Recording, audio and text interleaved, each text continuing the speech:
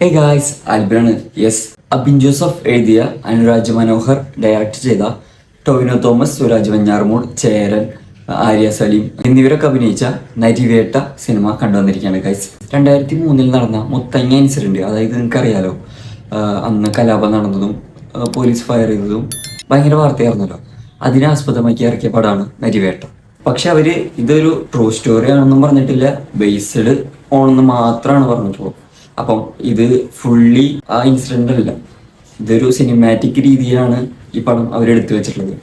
അപ്പൊ സിനിമാറ്റിക് രീതി എന്ന് പറയുമ്പോൾ പടത്തിന്റെ ക്യാരക്ടറൈസേഷൻ, അതായത് ടോവിനോന്റെ ക്യാരക്ടറൈസേഷൻ പറയുന്നത് ഒരു സെൽഫിഷ് ആയിട്ടുള്ള ഒരു ക്യാരക്ടറാണ്, ഒരു ഗ്രേഷ്യഡ് ക്യാരക്ടറാണ് പുള്ളിക്കാരൻ്റെ ഒരു നല്ലൊരു പെർഫോമൻസ് ആയിരുന്നു ഈ പടത്തിൽ. കാരണം ഫസ്റ്റ് എന്ന് പറയുന്നത് പുള്ളിക്കാരൻ നാട്ടിൽ ഇങ്ങനെ ജോലിയൊന്നും ചെയ്യാണ്ട് ഇങ്ങനെ കിടന്ന് നടക്കുന്ന ഒരു നല്ലൊരു ജോലിക്ക് വേണ്ടി വെയിറ്റ് ചെയ്യുന്ന PSC എഴുതുന്ന ഒരു വ്യക്തിയായിട്ടാണ് നമുക്ക് പടത്തിൽ കാണാം.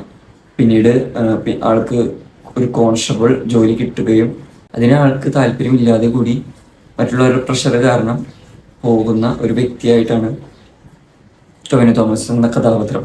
അങ്ങനെ ഒരു ക്യാരക്ടർ മുത്തങ്ങ ഇൻസിഡന്റിലോട്ട് കയറുമ്പോൾ അവിടെ ഉണ്ടാകുന്ന സംഭവ വികാസങ്ങളാണ് പടത്തിലുടനീളം കാണിക്കുന്നത്. ഇതിൽ പിന്നെ എടുത്തു പറയേണ്ട ഒരു ക്യാരക്ടർ എന്ന് പറഞ്ഞു കഴിഞ്ഞാൽ സുരാജ് ഏട്ടനാണ്. പുള്ളിക്കാരൻ അടിപൊളിയായിട്ട് ചെയ്തിട്ടുണ്ട്. പിന്നെ അതുപോലെ ആര്യ സലീം എന്ന് പറഞ്ഞ ക്യാരക്ടർ, ഇതില് CK ശാന്തി എന്നങ്ങടാന്നുണ്ട് ക്യാരക്ടറിന്റെ പേര്. പുള്ളിക്കാരി മറ്റേ കാട്ടിലെ ആളുകളെ ലീഡ് ചെയ്യുന്ന ഒരു ലേഡി ആയിട്ടാണ്, ഒരു പവർഫുൾ ലേഡി ആയിട്ടാണ് പടത്തിൽ ഉടനീളം കാണിക്കുന്നത്. അതാള് അടിപൊളിയായിട്ട് ചെയ്തിട്ടുണ്ട്. പിന്നെ എനിക്ക് എടുത്തു പറയേണ്ട ഒരു കാര്യം എന്ന് വെച്ച് കഴിഞ്ഞാൽ, ഇതിൽ DAG ആയിട്ട് വന്ന ചേരൻ എന്ന് പറഞ്ഞ ഒരു ക്യാരക്ടറാണ്. പുള്ളിക്കാരൻ്റെ ക്യാരക്ടർ എനിക്ക് എന്തോ വലിയ ഇമ്പാക്റ്റ് ആയിട്ട് തോന്നിയില്ല. കാരണം ആളൊന്നുകൂടി ശക്തമായി നിന്നിങ്ങ് പടം ഒന്നുകൂടി വേറൊരു ലെവലിലേക്ക് പടം എത്തിയാനെന്ന് എനിക്ക് തോന്നി. പിന്നെ പടത്തിൻ്റെ മ്യൂസിക് ചെയ്തിട്ടുള്ള JX ബിജോയാണ്. പുള്ളിക്കാരൻ അടിപൊളി വർക്കായിട്ടുണ്ട്. ആ കാട്ടുപ്രദേശത്തെ സമയത്തുള്ള ബാക്ക്ഗ്രൗണ്ട് സ്കോറും മ്യൂസിക്കും അത് അന്യായമായിട്ടുണ്ട്. എനിക്ക് ഭയങ്കര ഇഷ്ടമായി ആളുടെ മ്യൂസിക്. അത് പടത്തിനെ നന്നായിട്ട് തോളിലേറ്റി കൊണ്ടുപോകുന്നുണ്ട് ആളുടെ മ്യൂസിക്. പിന്നെ ഞാൻ പറഞ്ഞല്ലോ, അതായത് സെൽഫിഷ് ആയിട്ടുള്ള ഒരു ക്യാരക്ടറാണ് ടൊവിനോ തോമസിൻ്റെ.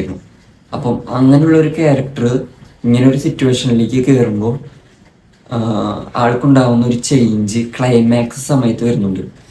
ആ സമയം അടിപൊളിയായിട്ട് ടൊവിനോ പെർഫോം ചെയ്തിട്ടുണ്ട്. ടൊവിനോ എന്ന് മാത്രമല്ല, മൊത്തം ക്രൂവാണെങ്കിലും അടിപൊളിയായിട്ട് ചെയ്തിട്ടുണ്ട്. ആ ഒരു മേക്കിങ് നല്ല വിഷ്വലി ആണെങ്കിലും നമുക്കത് ഫീൽ ചെയ്യും. അത് നന്നായിട്ട് വർക്കൗട്ട് ആയിട്ടുണ്ട്. പിന്നെ പടത്തിൽ നായികയായിട്ട് അഭിനയിച്ചിട്ടുള്ളത് പ്രിയംവദ കൃഷ്ണനാണ്. പുള്ളിക്കാരി കുറച്ച് സമയമുള്ളൂ, ഉള്ളത് നന്നായിട്ട് ആൾ ചെയ്തിട്ടുണ്ട്. പടം മൊത്തത്തിൽ പറയുകയാണെങ്കിൽ ഒരു അന്യായ പരിപാടിയാണെന്നൊന്നും നമുക്ക് ഫീൽ ചെയ്യില്ല. പേഴ്സണലി എനിക്ക് അങ്ങനെ ഫീൽ ചെയ്തില്ല. ഒരു വൺ ടൈം വാച്ചബിൾ ആയിട്ടാണ് എനിക്ക് തോന്നിയിട്ടുള്ളത്. പക്ഷേ ഈ പടം ഇങ്ങനെ തന്നെയാണ് മേക്ക് ചെയ്യാൻ പറ്റുള്ളൂ എന്നാണ് എൻ്റെ ഒരു കാഴ്ചപ്പാട്. കാരണം ഇതിൽ കുറേ മാസ് എലമെന്റ്സ് ഒക്കെ കയറ്റി കഴിഞ്ഞാൽ ഈ പടത്തിൻ്റെ ഒരു ഒഴുക്ക് നഷ്ടപ്പെടും, അതായത് ആ ഒരു ഫീല് നഷ്ടപ്പെടും. അപ്പം ഇവിടെ ഇങ്ങനെ തന്നെയാണ് മേക്ക് ചെയ്യാൻ പറ്റുള്ളൂ. അതായത് നല്ല രീതിക്ക് തന്നെ ചെയ്തിട്ടുണ്ട്.